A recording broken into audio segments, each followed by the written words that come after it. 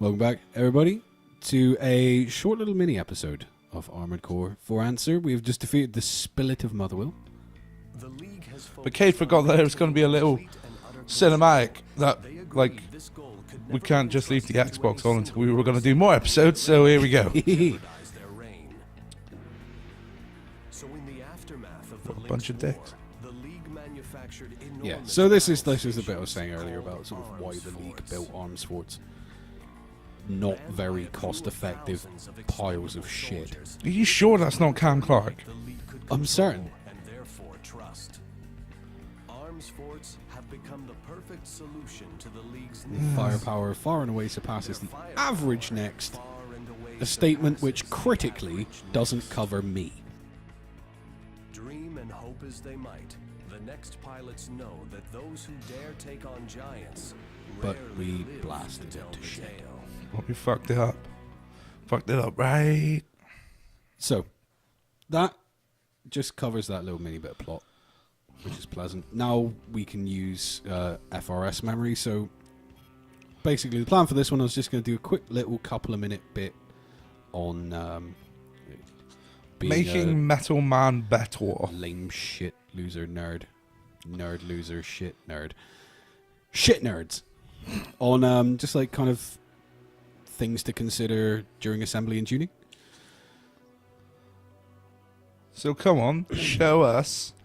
So one of the first things I always end up looking at, because of, and this will come down a little bit to how you go about playing the game. If you've watched the episodes up to now, you might notice that I tend to earn Judith. more. Judith, GN Judith. I do tend to err on the side of aerial combat a little bit more heavily. So for people wanting to do that, energy output is always going to be a really major concern. So on the right, it's always going to show you like the overall stats for your unit. On the left is more towards the part you're actually using and how that changes. So when I did the switch out for the shitty Blizzard mission, one of the things I did do was pick a generator with higher energy output. So the capacity can keep you in the air for longer, but if you can get the output up high enough, you don't actually have to worry about it. So you can have a lower capacity and a higher output. You can theoretically, depending on how you build it, maintain indefinite flight, which can be very, very, very useful in certain circumstances.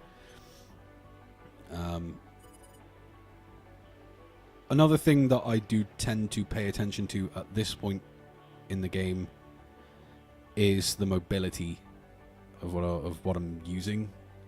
So there's kind of two schools of how to not die. One is to survive the bullets, and the other is to not get hit by the bullets, represented by defense and mobility, respectively. So, What's the name of those graphs? fuck charts. Okay. Fuck your charts. So that's more of like a kind of overview thing, and this is like your granular levels of detail. If you're gonna run a more sort of like heavy get shot in the face and not give a fuck defensive style, obviously you're gonna want to be looking at higher AP, so you've got more health, and the PA, your primal armor, rectification, and durability. Your durability will probably be the more primary concern on that one, and that tends to get affected by generators and overboost units. So that's all fun as well. I'm a bit of a stickler for balancing my weapons. I don't like running asymmetrical weapon setups because it requires more thought, and I'm stupid. Which is why I've gone for these scatter missiles and paired machine guns, because started with them, and the Hitman is a good machine gun. And also a fun game with a bold guy. He's very bold. He's quite bold. Yes. So it's actually a surprising level of weapon availability. Got all your riffles and assault riffles. Machine guns, you know, sniper rifles, Gatling guns, shotguns, handguns, bazookas, grenades and blades and missiles and all that kind of shit. For mobility builds, obviously you're going to be looking for something more suited to mobile combat. So shotguns and machine guns are kind of going to be where you'd want to go with it. Heavier builds suit stuff like Gatling guns and bazookas. But you can adjust the way you play the game to kind of incorporate anything. So if you wanted to be high mobility, extremely heavy weapons, you'd be like... It would result in a very interesting piloting style. As far as missiles go, I am going to pick up 1 Dearborn for each shoulder, because they are vile missiles. They're extremely effective at just about everything. But spread missiles are good if you don't want to pay so much attention to when you shoot and what you shoot at. You can sell the shit you aren't using. I did have to sell a bit earlier to pick up the generator I was looking for. So that's something also to keep in mind. Stabilization, I will go through very quickly. So you kind of pick a part. So the head parts are going to stabilize. They're going to put your weight more forward. And like your back parts here are going to kind of put it back a little bit more. So you see how that kind of like moves your center of gravity. So if you want to back dash harder, you want more weight to the back. If you want to forward dash harder, you need more weight to the front. What I try to do is cycle it through and find out exactly how I keep that nice 0-0 center of gravity. And that takes care of that. And then for tuning, which is the last little bit. So there's kind of capacity, attack, acquisition, primal armor boost, special boost, control. And there's 4 sort of parameters within each of those that you can fuck with.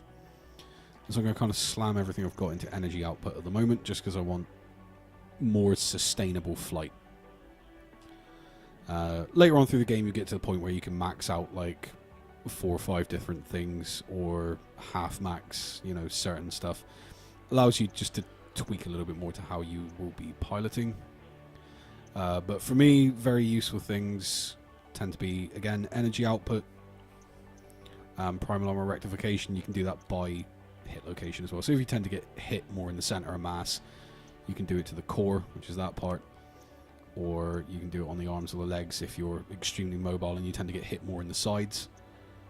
And later in the game, increasing your quick boost thrust to get the fuck out of shitty situations as quickly as possible. Very important stuff.